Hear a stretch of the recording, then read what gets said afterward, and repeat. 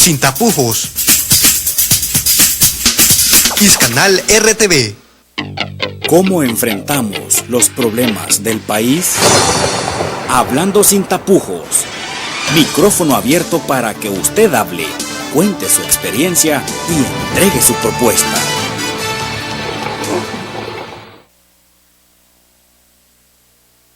Amigos y amigas que siempre nos sintonizan en su programa Sin Tapujos. Como todo el mundo sabe, este programa está transmitiéndose de lunes a viernes, pero los días martes me toca a mí. En esta oportunidad tenemos acá con nosotros a un amigo y compañero. Él labora en la Universidad Nacional, en la Paracentral de San Vicente. Tiene una experiencia en biología y esta noche vamos a seguir hablando de lo que siempre nos está afectando y es la problemática ambiental, cuáles son sus causas, sus efectos y sus posibles soluciones. Claro, viéndolo desde otro ángulo de vista. Ustedes saben que hemos tratado estos temas en casi todos los programas de diferente forma. Hoy, Luis, él es Luis, vamos a tratarlo. Bienvenido, Luis. Buenas noches, José Mercedes, y gracias por la invitación para hablar un poco de esta problemática ambiental que tenemos en El Salvador y en el mundo. Ya, un gusto estar aquí contigo. Para mí también, Luis, un gusto. Bueno, con Luis hemos trabajado en organizaciones comunitarias, hemos caminado, hemos viajado hasta Honduras para apoyar esfuerzos que van en favor de la defensa de los recursos naturales, en la defensa de la vida, porque defender el medio ambiente es defender la vida. Entonces, claro que sí. ¿Cómo estamos entonces, Luis? ¿Cómo vamos a abordar esta problemática en esta noche? ¿Cómo vamos a platicar? Porque como ya sabemos, esta es una tertulia, esta es, digamos, en Sin Tapujos vamos a platicar. Y por supuesto, amigos y amigas, les hacemos una invitación para que nos llamen, no importa que vayamos empezando el programa, cuando ya hayamos tocado el tema, como hemos dicho, esta es vamos a hablar de la problemática ambiental, sus causas, sus efectos y sus posibles soluciones. Luis. Yo creo que la problemática ambiental se deriva también de otras problemáticas y la situación la podemos plantear de la siguiente manera. Que hay en El Salvador y en el mundo entero, en el planeta, hay una crisis que nosotros decimos que es en tres dimensiones. Una dimensión de la crisis es lo que nosotros llamamos una crisis de la civilización, del sistema económico imperante en El Salvador y en todo el mundo. Una segunda dimensión de la crisis es la crisis de los valores, que se deriva de la primera, en el sentido de que hay una promoción del sistema dominante de antivalores. Por ejemplo, se privilegia la competencia, la falta de solidaridad, el hecho de valorar el dinero como una especie de Dios y el mercado, y en detrimento de los valores de la fraternidad, de la solidaridad, de los valores humanos que nos hacen mejores personas. Y de esas dos crisis podemos derivar la crisis ambiental, el hecho del consumo exacerbado de nuestra civilización, el hecho de que vivimos en una sociedad que privilegia el consumo, y el consumo, a más consumo, pues más deterioro del medio ambiente, más explotación de los recursos naturales, y de allí se deriva la problemática ambiental generalizada que tenemos en el país. Bueno, muy bien. Entonces, como ha dicho, una de las causas es el consumo excesivo, digamos, es como el consumo excesivo, pero ese consumo es generado por, digamos, los medios de comunicación que de una u otra forma hacen una necesidad de un deseo, porque quizás para explicar un poco cuál es la diferencia entre un deseo y una necesidad. O sea, la necesidad es, por ejemplo, mi cuerpo necesita agua para sobrevivir y yo tengo que tomar agua, pero el deseo es tomarme una Coca-Cola porque tengo sed. ¿Podría ser eso o podría ser de otra forma? Sí, es que como bien sabemos, las necesidades son finitas, ¿verdad? En todo el mundo, aquí en todo el mundo, las necesidades para la sobrevivencia o para tener una vida digna de cualquier persona en todo el mundo son debido a que somos la misma especie, pues las necesidades son similares en cuanto a requerimientos de condiciones de vida como la alimentación, la vivienda, la educación, la salud.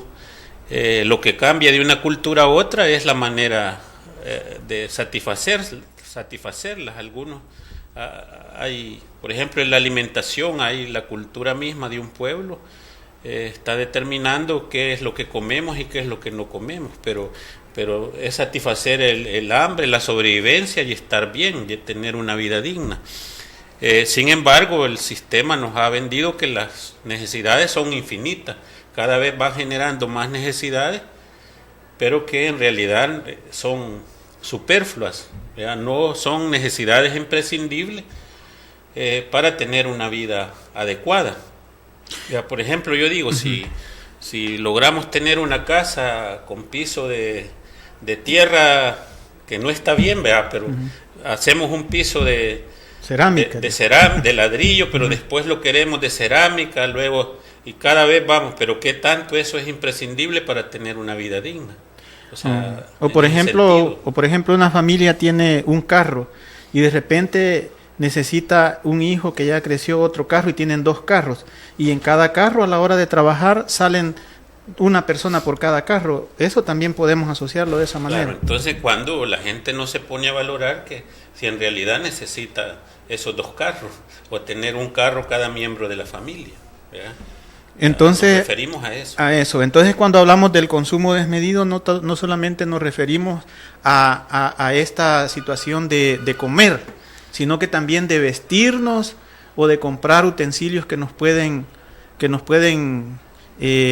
dar un lujo. ¿Podríamos decir eso? Sí, nos referimos a todos los ámbitos de la vida. Uno es la alimentación, ¿verdad? Que es una situación que hemos llegado hasta actualmente bien grave, en el sentido de que se han cambiado los hábitos alimenticios de la población. La gente prefiere lo que llamamos la comida chatarra, las bebidas que no tienen ningún valor nutritivo de nada, lo que tienen es más azúcar, y vamos por la vida todos los días consumiendo ese tipo de cosas que nos van a afectar la salud tarde o temprano, que nos van a cortar la vida poco a poco. Lo que pasa es que es difícil tomar conciencia porque como no es algo que nos mata directamente y de inmediato, es más difícil de verlo, pero sí a la mediano, largo plazo nos afectan la vida, la salud. Bueno, yo creo que para poder ir entendiendo esta situación, como estamos hablando de las causas y los efectos de la crisis ambiental, de la problemática ambiental, aquí acabamos de ver, por ejemplo, de que si este papel, por ejemplo, es un producto de árboles, es un producto de hojas, y estamos viendo que muchas veces el papel no le damos un uso, por ejemplo, como este uso que le estamos dando. Esto era una programación, pero ahora lo estamos utilizando acá. Pero la gente, digamos, usa el papel, lo destruye y vuelve a comprar papel. Entonces aquí estamos, digamos, acabando con la reserva ecológica, podría ser. Y así, digamos, vamos causando más deterioro ambiental. Lo otro es cuando compramos, ya dijimos, 2 carros, que yo tengo uno pero quiero el otro porque me lo venden barato, o porque mi hijo ya cumplió los 18 y le voy a regalar otro. Pero si la familia puede viajar en un solo carro. Lo otro es cuál es, digamos, la vida útil de ese carro. Como aquí solo nos mandan la chatarra de los países ricos, así como nos mandan los venenos, ¿verdad? Pero podríamos decir que el consumo desmedido y el comercio injusto son unas causas de esto, pero podríamos profundizar en el comercio injusto. ¿Qué se entiende como comercio? Sí, primero hablábamos de la crisis en 3 dimensiones. La crisis de la civilización se manifiesta en el sentido, por ejemplo, que el sistema no puede, por ejemplo, absorber a la gran cantidad de trabajadores, de jóvenes que no encuentran trabajo, gente preparada, bachilleres o con títulos universitarios que no haya donde colocarse. Ese es un ejemplo de la crisis. Por otro lado, también el individualismo de la gente, el sistema promueve la competencia, el individualismo, la falta de comunicación entre los vecinos, entre las comunidades, entre los lugares de trabajo, la falta de solidaridad y de compartir cuáles son de discutir los problemas que son comunes en la comunidad o en el espacio donde cada quien se desarrolla. Entonces hay una ruptura de los lazos que unen a la familia, a la comunidad y al Estado también, y como que la situación es sálvese quien pueda. Entonces en ese sentido no se discuten cuáles son, en este caso que estamos hablando del medio ambiente, los problemas del medio ambiente que nos afectan a todos y cómo los podemos resolver. ¿Ya? Entonces hay una supremacía de los valores de la competencia, del mercado y del dinero en detrimento de en este caso del medio ambiente. Entonces estábamos viendo lo que decíamos me decías de la pregunta que me hiciste ahorita. Estábamos hablando que el consumo no es solamente de la cosa de comer, sino que también es que necesito más vestidos, que necesito más carros, que necesito más artefactos en el hogar, aunque no los necesite, que también eso es un consumo, pero a eso la pregunta era el comercio injusto. ¿Cómo se define, digamos, el comercio injusto? Porque aquí se oye hablar de comercio justo, y el comercio justo incluye ser equitativos en vender y comprar, y si vamos más adelante incluye el trueque, que aquí no se hace. Quizás la mejor manera es poner un ejemplo. Hace algunos años yo con un grupo de compañeros estábamos haciendo un estudio aquí en la costa, en la bahía de Jiquilisco, con la pesca de sardinas. Hay pescadores que tienen a veces alquilan la lancha, o algunos tienen sus propios aperos de pesca, y se dedican 6-8 horas a la captura de sardinas. Luego cuando llegan a desembarcar ahí, al final del día o la hora que sea, llega alguien de afuera y le venden el producto, la extracción que hacen, se la venden a un precio bajo, que ponele $4 la libra. Entonces pero esta gente que les compra todo, lo va a vender a 8. ¿Y cuánto vas a ver las 8, 6 onzas en el supermercado? Las vas a ver a 11 de precio. Ahí ¿Y quién se quedó con la ganancia? Pero el trabajador, el que extrajo, porque tampoco no podemos hablar de producción en el caso de la pesca, sino que es extracción, porque ahí están los peces libres y nadie los cultiva ni nada. Entonces, pero el trabajo de las 6 horas, el gasto de combustible de los pescadores y todo, ¿a quién le quedó la mayor parte de la ganancia? A los que llamamos los toponeros. Entonces eso es comercio injusto, y así pasa también con la agricultura, con los otros rubros de la producción, lo mismo. A quien realmente genera la riqueza y trabaja se queda con la menor parte. Y ahí podríamos decir que en ese caso caemos a la cuestión de ¿qué tiene que ver eso? Podría decir la gente que nos está viendo, escuchando, podría decir, ¿y qué tiene que ver eso con la problemática ambiental? ¿Y cuál sería la respuesta? Bueno, yo puedo poner un ejemplo, pero sería interesante que también dijeras el otro. ¿Cuál sería la respuesta? Bueno, el pescador tiene que ir otra vez a extraer, porque lo que le dieron es muy poco, porque a lo mejor tuvo que pagar el alquiler de la lancha para más fregar. Vaya, pero cuando él le dan esa poquitera de dinero, él tiene que rebuscarse, porque tiene que ir a extraer más para llegar a un nivel de dinero que le alcance para comprar en el mercado la canasta básica que necesita. Mientras que los toponeros o coyotes, como se le llaman, fueron, compraron, llevaron al súper, le vendieron a $11, le sacaron ganancia y van de nuevo y le vuelven a comprar. Entonces está sufriendo el mar, está sufriendo demasiada extracción, están gastando más combustible, están deteriorando la lancha, pero aquí hay una injusticia, o sea, hay un desnivel, o sea, no estamos a toque, digamos, no estamos a, ¿cómo se llama? No estamos a tono. Entonces allí...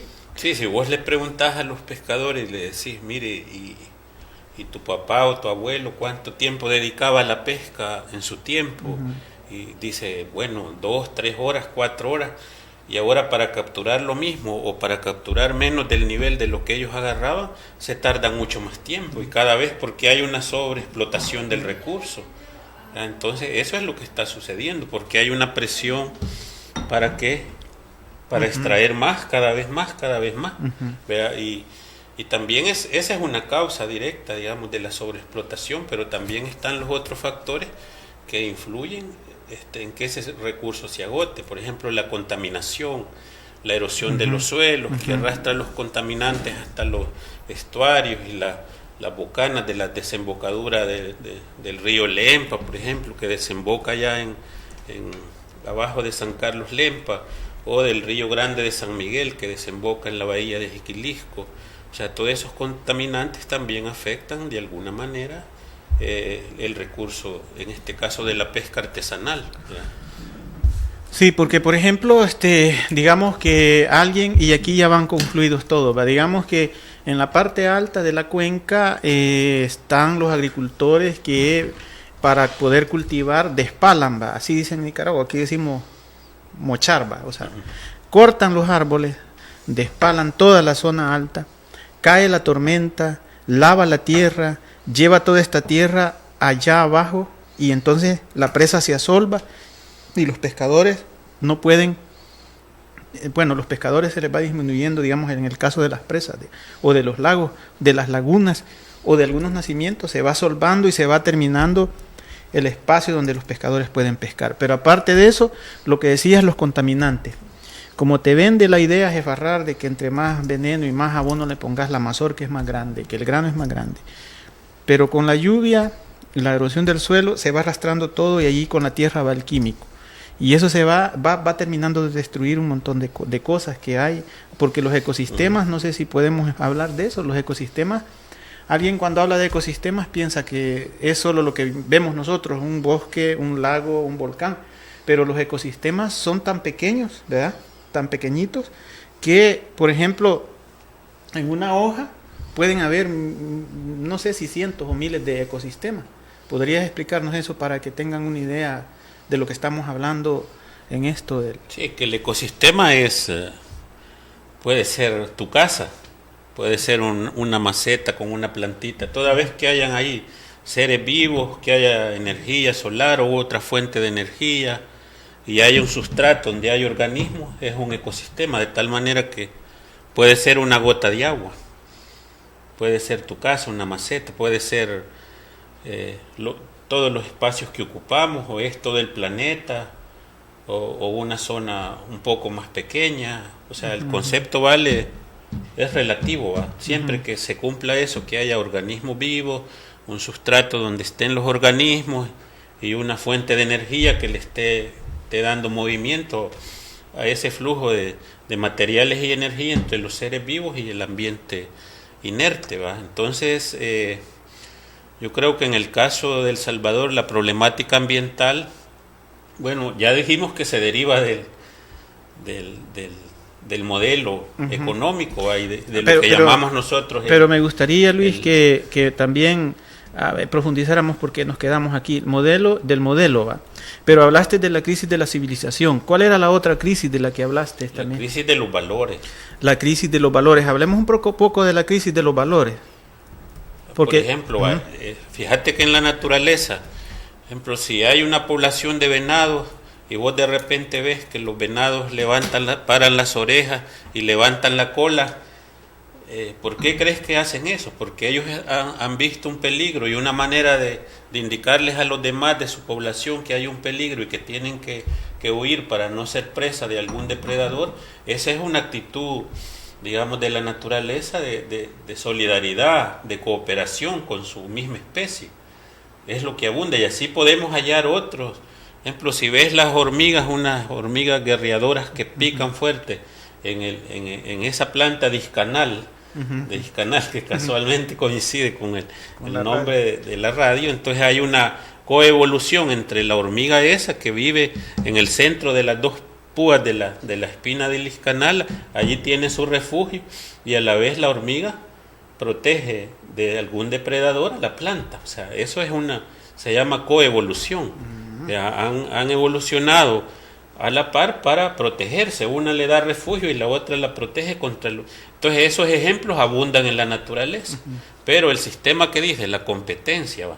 Entonces en la naturaleza, cuando dos especies compiten, a la larga una tiene que prevalecer a la otra y tiene que dejarla, como decir, le ponemos el pie encima y no me importa lo que le pase. Eso pasa en la selección natural, pero de otras especies que no son humanas, pero querer llevarlo al plano de lo humano, porque en lo humano ya siempre decimos, la ecología de las demás especies es diferente a la ecología humana, ¿va? Porque la distribución de la población humana y la búsqueda de recursos y la vida humana depende de situaciones políticas, culturales, ¿va? Sociales, es más complejo.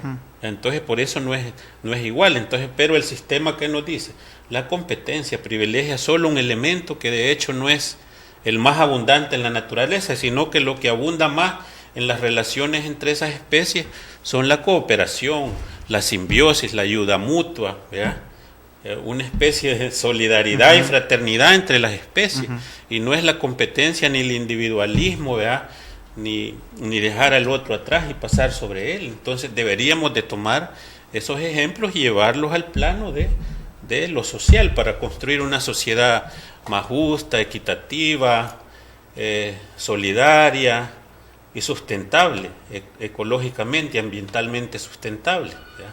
Es interesante entonces esto, y amigos y amigas televidentes, pues aquí estamos viéndolo de otro nivel. En todos los programas anteriores en donde hemos tocado la parte ambiental hemos visto unos enfoques diferentes. Este es un enfoque desde otra óptica.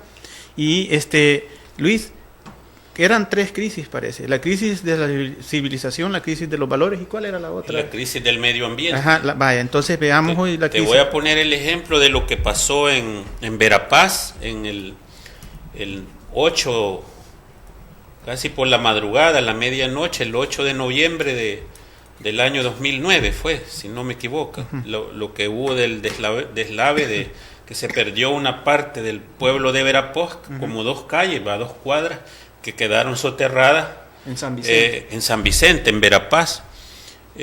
Pues si nosotros nos recordamos esa semana del Ida, la tormenta Ida, llovió, parece que desde el domingo, lunes, martes, miércoles, fue el Ida. Fue un fenómeno más global, más regional. Pero la tormenta pasó, pero el suelo acumuló agua durante todos esos días, acumuló el agua de la tormenta Ida, pero luego ya el día sábado, que fue sábado, 8 de noviembre, empezó a llover, pero fue un fenómeno local, cosa que no se había visto antes. Entonces eso se atañe a que es ya por el cambio climático. Por el cambio climático, una situación particular que se generó en la zona de San Vicente, que digamos 6 horas de lluvia cayeron en lo que puede ser equivalente a 1 o 2 meses de lluvia en la época lluviosa. Entonces el suelo no aguanta con todo ese peso del agua y entonces empezó a arrastrar el agua. El puente que está en Guadalupe, antes de Verapaz, al entrar a Guadalupe, sirvió como un tapón para detener todas las rocas, el lodo, los árboles que llegaban, y cuando no soportó, pues se rompió, pero ya había acumulado tras de sí toda esa cantidad de materiales. Y eso es lo que ocurrió, pero es por un fenómeno, o sea, que no es que estemos diciendo que en el futuro van a haber esos fenómenos, si ya los hemos tenido. Entonces es algo que ya está. Entonces, ¿eso qué muestra? Una crisis del ambiente, Tenemos fenómenos aquí en el oriente de sequía, de grandes periodos que no llueve y que los cultivos se secan, es otro ejemplo de la crisis. El hecho de que hayan aparecido, que haya una epidemia, por ejemplo, hay un cálculo que en alguna etapa de la edad de la vida de cada 4 hombres, a 3 les va a dar cáncer. Eso no existía antes. Si hablas con la gente mayor, te van a decir cómo vivían ellos, cuál era su estilo de vida y por qué vivían más. O sea, hoy tenemos tantos dispositivos tecnológicos, tanto los alimentos que no tienen ningún valor nutritivo, el consumo de mercancías exagerado que algún efecto producen sobre el organismo humano, y poco a poco van mellando la vida de la gente va viviendo más, incluso la figura de los cuerpos, de los jóvenes, de los niños, ya los estamos viendo que hay problemas de obesidad por el consumo de grasas, carbohidratos, de colorantes artificiales, de preservantes artificiales, incluso las viñetas de los jugos. Vos la podés leer y dice bebida con sabor a naranja, ya te dice de una vez, no es bebida de naranja, sino con sabor a naranja. Y uno se lo toma bien contento. O sea, como que aceptás el engaño. Sí. Bueno, amigos, amigas, estamos esperando sus llamadas. El martes pasado que estuve solitario en este set, hubieron muchas llamadas. A veces sentimos que como que el tema a la gente le interesa o no le interesa. Y el tema de la semana pasada fue interesante, pero también este tema, porque la vida depende, nosotros sabemos que la vida depende del ambiente en donde nos movemos. Y acabamos de estar hablando acá con Luis, que la crisis de la civilización, la crisis de los valores y la crisis del medio ambiente, que lo ha puesto gráficamente con un ejemplo de Verapaz, de las colinas cuando fue el terremoto, ahí en Santa Tecla podríamos hablar, derrumbes que han habido en La Leona, cuando también los terremotos del 2001, y podríamos hablar de otros fenómenos que se han dado en Berlín, por ejemplo, no sé si para el stand o para el MIST, no recuerdo, pero fue una gran lava, la crisis ambiental, pero la crisis de los valores. Entonces, pero al final, ¿quiénes somos o quiénes son los culpables de que esto se dé? Y allí es donde el punto, el modelo que vivimos, y que profundicemos ese modelo. Y muchos dicen, bueno, ya le van a dar a lo mismo, pero la cuestión es que es un modelo de desarrollo, entre comillas, que no debería de ser así, porque el desarrollo, cuando hablamos de desarrollo, la gente piensa que desarrollo es hacer grandes carreteras, construir edificios de 3 plantas, y eso ya lo hemos vivido, pero la gente sigue estando pobre. Monseñor Romero lo dijo bien claro en sus homilías: ¿de qué sirve que hagamos grandes aeropuertos, grandes carreteras, si por ellos no va a pasar ningún pobre? O que esas son amasadas con sangre, ¿verdad? Entonces, ¿quién es el culpable? Fíjate que con eso del desarrollo, si ves, el concepto de desarrollo es tomado de la biología. ¿Cuándo es que si tenés una semilla germina? ¿Y cómo ves que si la semilla se desarrolla o no? Claro. Si va creciendo, si va echa 2 hojas primero, 4 hojas, va creciendo, ese es desarrollo. Entonces, es un concepto biológico. Un concepto biológico. Por ejemplo, le poníamos el ejemplo, valga la repetición de esta palabra, en una clase a alguien y le decíamos, ¿esto qué es? Y le mostrábamos una semilla de mango. ¿Una semilla de mango? No, esto es un mango en potencia. No, ese no es un mango, es una semilla de mango. No, es un mango en potencia. Sí, pero ahora solo es una semilla. Claro, pero si la sembramos, esto va a crecer y dentro de 10, 15, 20 años va a ser un árbol grande que hasta vas a poder dormir en sus ramas y va a tener frutos. Entonces, ese es un ejemplo de desarrollo. Ajá, y el crecimiento es como un elemento del desarrollo, que posibilita el desarrollo. Entonces, y es un concepto también para nosotros, porque ¿quiénes son los que queremos desarrollarnos? Y la idea es que nos vamos a desarrollar como los otros. La copia es la mala, quizás. O sea, queremos desarrollarnos, pero ¿cuál es el concepto de desarrollo?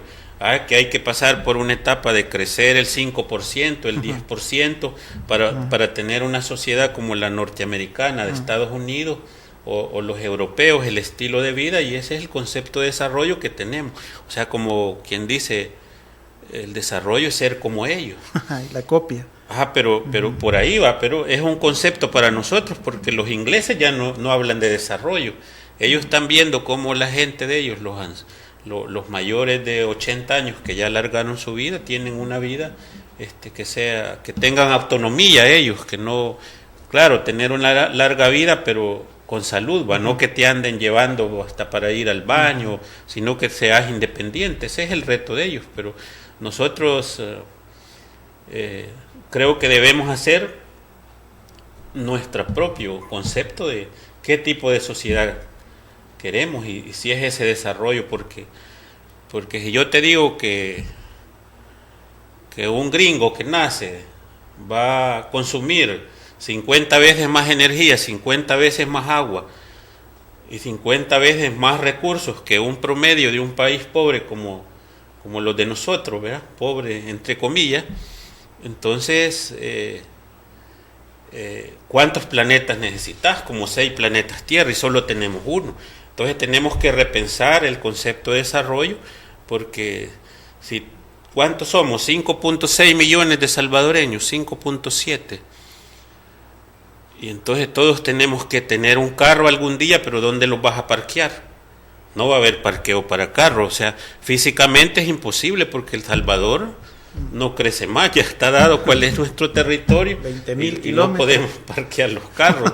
O sea que ser como ellos no es la salida, más bien es pensar el concepto de desarrollo, qué tipo de sociedad queremos para que sea ambientalmente sustentable. Claro que eso pasa también por cambiar el sistema mundial, pues la forma de ver, o sea, como que borrar este sistema monetarista, va donde el dinero, el mercado y los bancos son intocables, por otro modelo de desarrollo más justo, más equitativo y ambientalmente más sustentable. Por ahí iría la cosa, ¿no? Vaya, pero cuando hablamos de este punto, la gente dice, y a mí me han dicho muchas personas, usted está loco, me han dicho, usted piensa y eso no se puede cambiar, es un monstruo.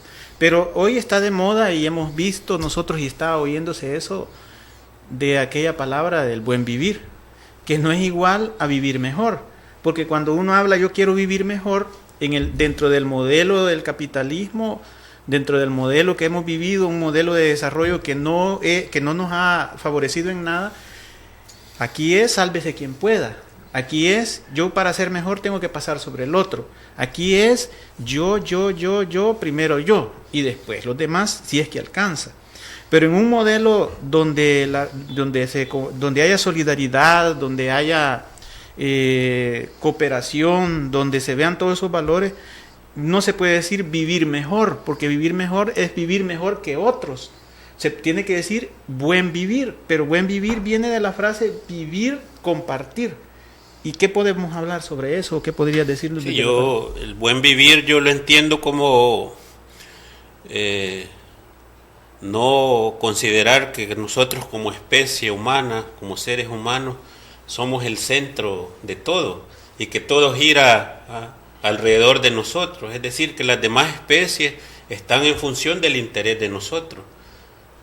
Yo creo que hay que cambiar, o sea, por una visión más ecológica, somos una más ecocéntrica, no egocéntrica, sino ecocéntrica, es decir, considerar todas las demás especies. Nosotros solo somos una especie más que hemos sido los privilegiados, que tenemos el cerebro, que podemos transformar la realidad, cambiar los ecosistemas y todo, pero pensar en que no lo vamos a seguir cambiando, transformando en función de nuestros intereses como especie humana, sino que en función de los intereses de todas las especies, y en el entendido que haciendo eso nosotros vamos a garantizar la supervivencia de nuestra especie. No es agotando los recursos, considerar los bienes ambientales como recursos naturales que están en función de nosotros y de los cuales nos sirven solo para hacer dinero, o sea, lo que se llama, Aristóteles llamaba la crematística.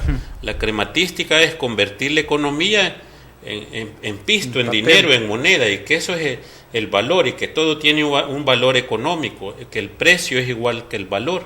Entonces tenemos que aprender a que aquí hay valores que no tienen precio. ¿Ya? Por ejemplo, yo te puedo decir, si vos tenías cerca de tu casa una montañita donde te ibas las tardes a las 5 de la tarde a ver la puesta del sol, y veías el paisaje y te estabas recreando ahí, pero de repente llegan, botan el cerro, talan los árboles, ya no puedes ir a ver ese paisaje. ¿Cuánto cuesta eso? No tiene precio en términos de dinero. ¿O cuánto cuesta una especie que le pasaste un incendio o la botaste y solo pasaste una máquina allí, y esa especie solo vivía allí, pero ¿cuántos años de evolución, cuánto tiempo de evolución para que esa especie, cuánto vale esa especie? No tiene valor, en términos de dinero no tiene valor.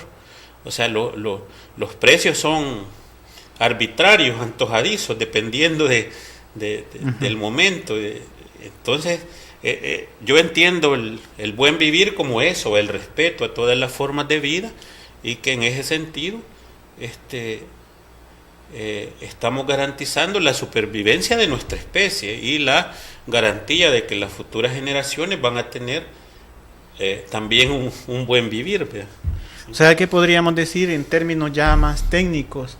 Que hay que pensar holísticamente, que hay que verlo así integralmente, porque, por ejemplo, nuestros antepasados, ellos les rendían tributo a todo, a la madre naturaleza, a la madre, digamos, allí estaban hablando de que pedían permiso si iban a cortar un árbol, para el agua, la puesta del sol, la salida de la luna, para cuándo iban a sembrar las semillas, en qué etapa iban a sembrar las semillas.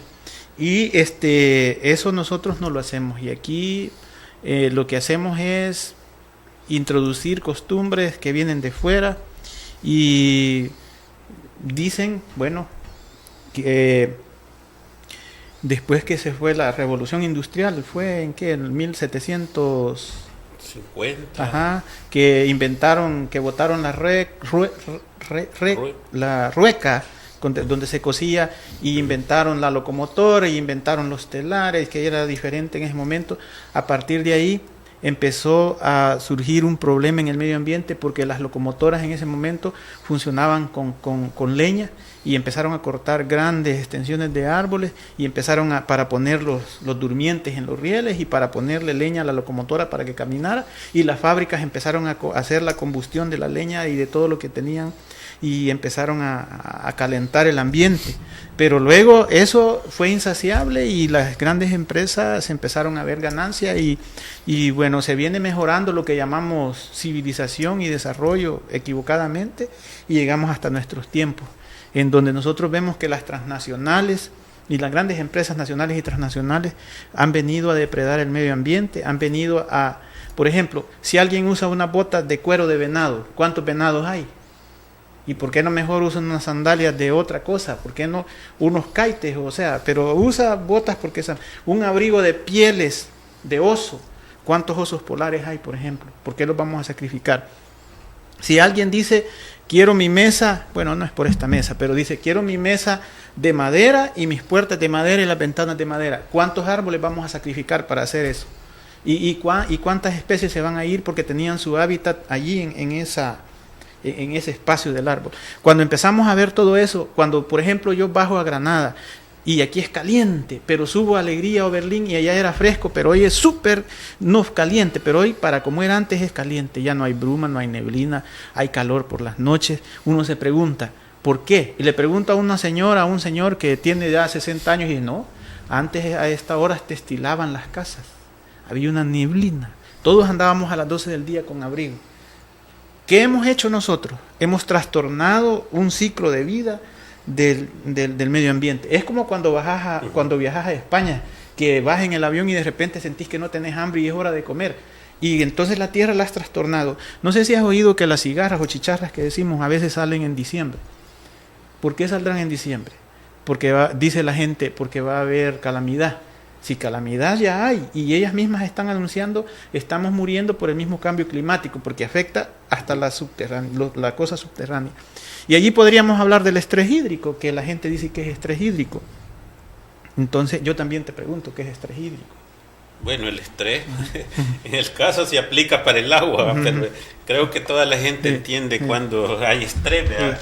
O sea, en el caso del agua, pues se calcula que el límite que ya se puede hablar de estrés hídrico son unos 1.700 metros cúbicos al año de disponibilidad de agua por persona. Ya se habla de que no es suficiente, ¿va?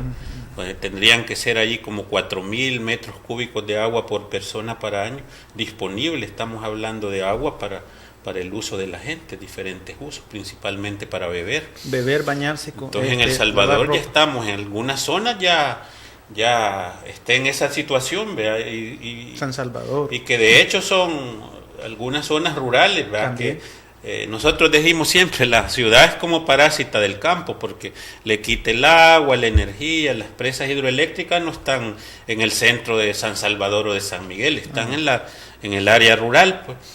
Entonces, de ese punto de vista, la ciudad debería subsidiar a las comunidades rurales, porque de ahí sacan los recursos, pero en vez de eso, ¿qué le tiran?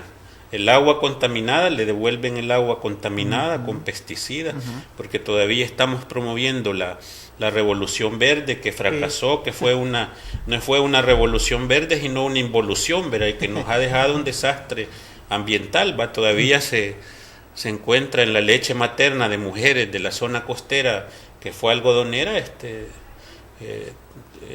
el DDT concentrado en la leche, pues los tejidos de 20 años dura es volátil, 20 años dura eso en el aire. Entonces, nos referimos a eso. Entonces ya es grave el problema del agua, pues no solo en El Salvador, sino en el mundo entero.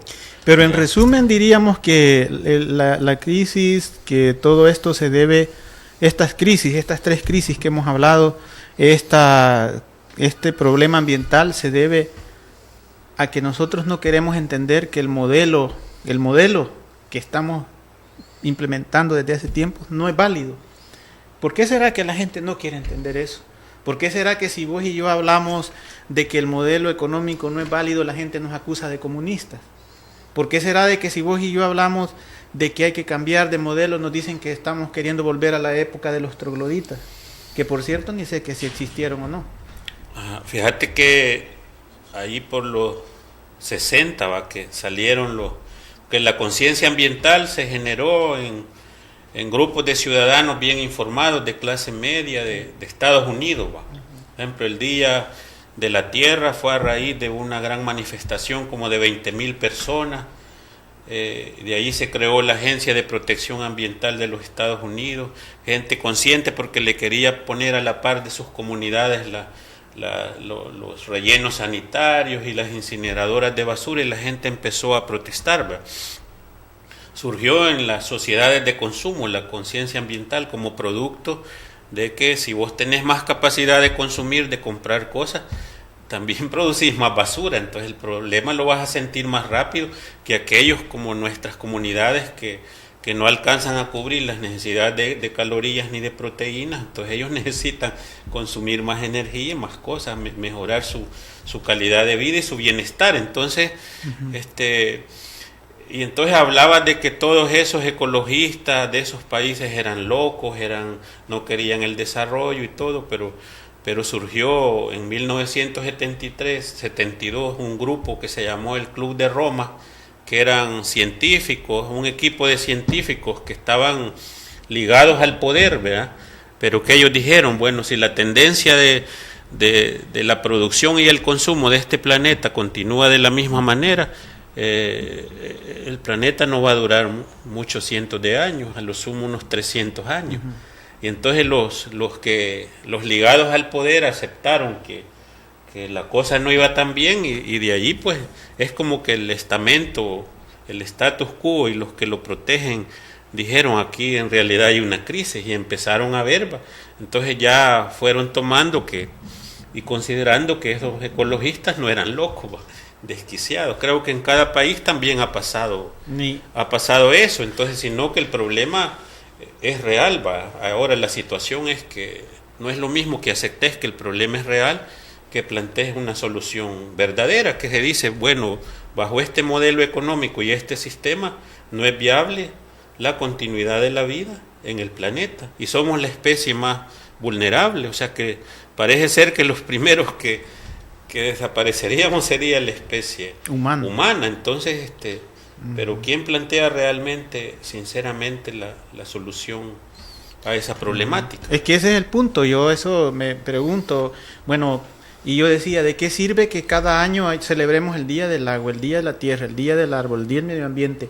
Es como la marcha del 1 de mayo, por Dios, pues sí, allí va todo el mundo, allí está todo el mundo, es una fiesta, pero si de repente nosotros planteamos, hay que hacer una marcha porque hay que protestar, porque el agua se está contaminando, porque la gente del Bajo Lempa están muriendo por enfermedades renales, por el agua que consumen, porque el contaminante, porque el Ministerio de Salud no quiere dar a conocer el estudio X, o porque el ambiente está contaminado por el agua tiene flúor, o si no, por las chimeneas que tiene el ajeo, que tira un humo que nos va a dañar. Bueno, cuando allí no dice nada nadie, ¿por qué? Porque no hay conciencia, porque no les importa, o porque esto ya se volvió comercial. Porque nosotros podemos ver que todo el mundo habla del Che Guevara, por ejemplo, y todo el mundo anda con camisas del Che Guevara, y viene la gente y lo comercializa, y lo que quieren es vender camisas del Che Guevara, pero en su corazón no piensan como el Che Guevara. O Monseñor Romero, por ejemplo, todo el mundo anda con camisas de Monseñor Romero, pero actuarán como Monseñor Romero. Ese es el punto. O sea, el punto es, como decía mi abuela, del dicho al hecho hay mucho trecho.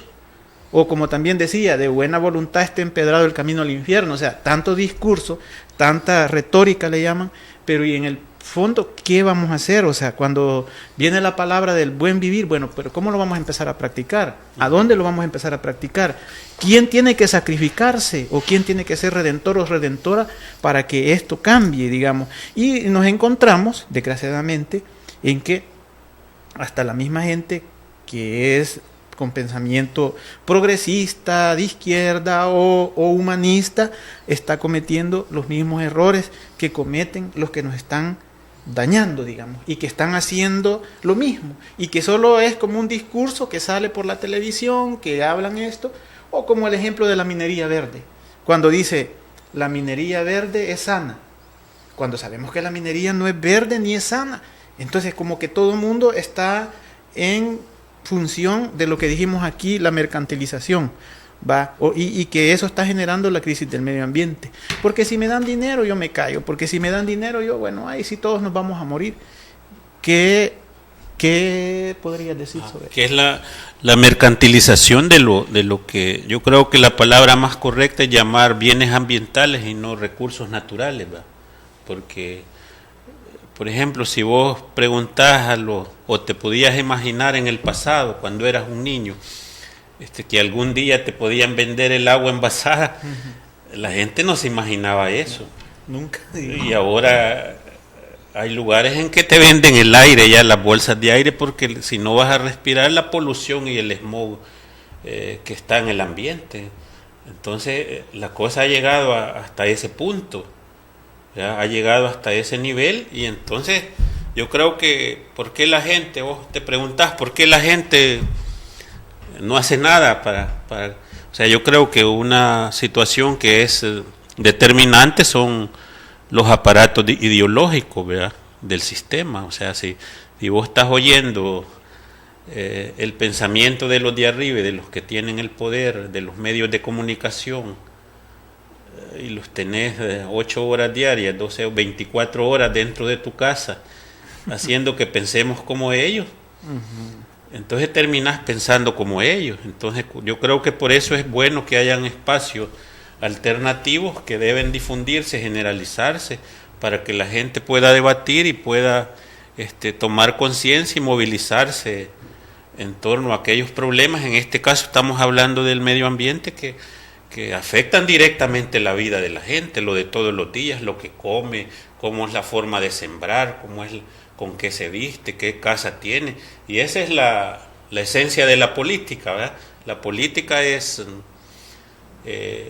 la posibilidad de mejorar el bien común de la gente. El bien común, pero el bienestar de la gente, lo de todos los días. No de la un grupo. Política es lo que comemos, y comemos una cosa, comemos otra. Eso es, de eso estamos hablando. Entonces, pero eso pasa porque la gente tome una conciencia individual, una valoración interna, pero que no se quede ahí, sino que haya una situación de lucha colectiva para cambiar esta situación y este modelo que nos lleve a una sustentabilidad ambiental, a una democracia directa, a una justicia social, a una equidad, ¿verdad? Bueno, es una utopía, como decía el Cheva, Algunos no veremos eso, tal vez ya estamos llegando al final de nuestros tiempos, pero no hay que dejar de luchar, porque aquí hemos tocado puntos como la crisis de la civilización y se ponían ejemplos claros.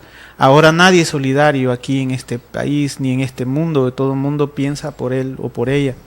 Aquí, digamos, la crisis de valores.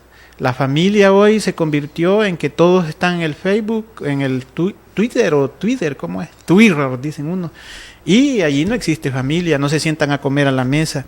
Si el vecino tira la basura, nosotros tiramos otro poco de basura allá y no nos reunimos para ver qué podemos hacer, que si vamos a reciclar la basura.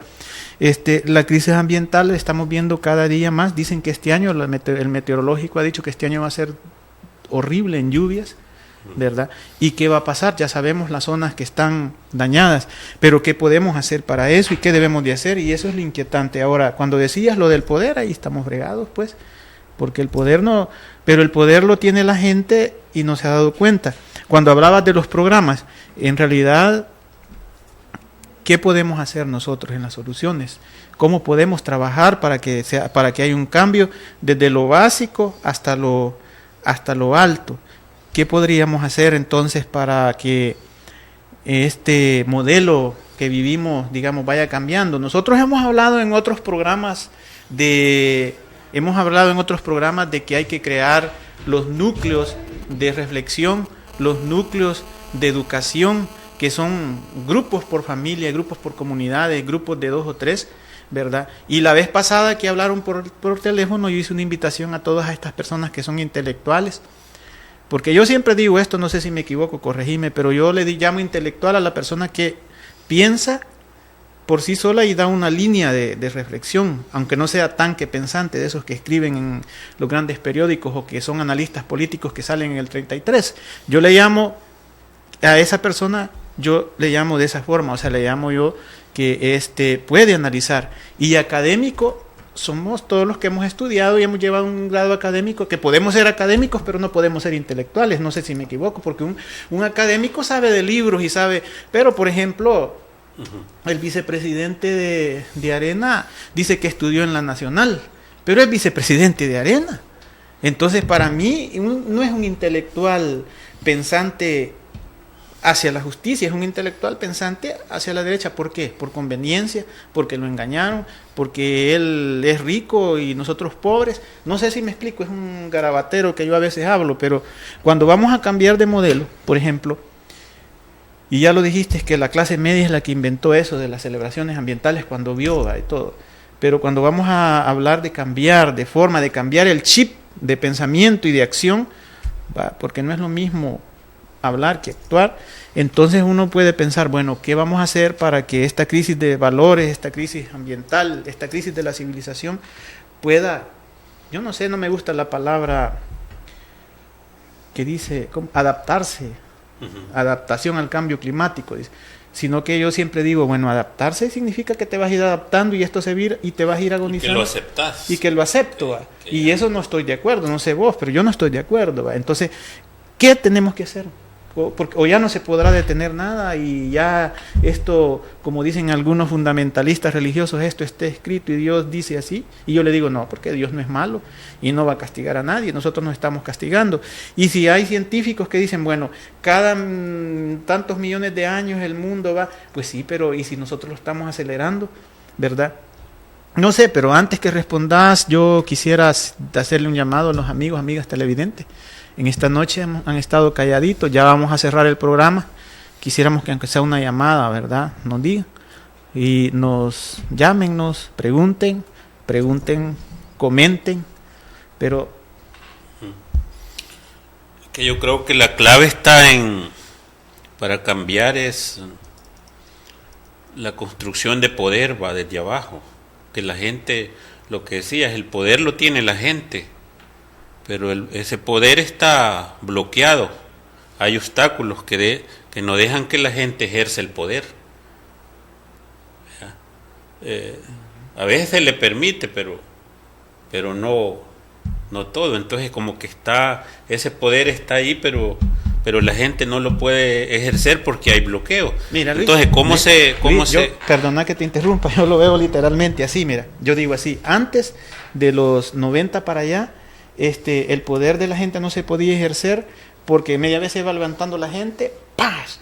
Pero ahora yo literalmente digo así, hoy el poder de la gente no lo puede ejercer porque nomás la gente se levanta, le hacen cosquillas, o sea, hoy no le pegas, sino que y como te has fijado que si te hacen cosquillas se te va la fuerza, entonces y la gente se cae. Entonces yo digo, esa cosquilla son los medios de comunicación que le van bajando nivel, y antes era lo brutal del ejército, lo brutal de los grandes que, vos estás hablando así, no.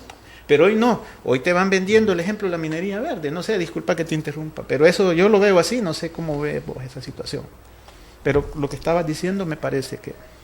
Sí, o sea que yo digo que la clave está ahí, pues la gente tiene que darse cuenta que el poder reside en la comunidad y que además es un poder que no es poder como dominación, no es ejercicio del poder como dominación, sino que un poder para mejorar la vida de la gente. Entonces, para mejorar el bienestar de la gente o el buen vivir que estábamos hablando, se requiere la organización de la gente, profundizar la organización, la toma de conciencia, la discusión colectiva de los problemas ambientales en este caso.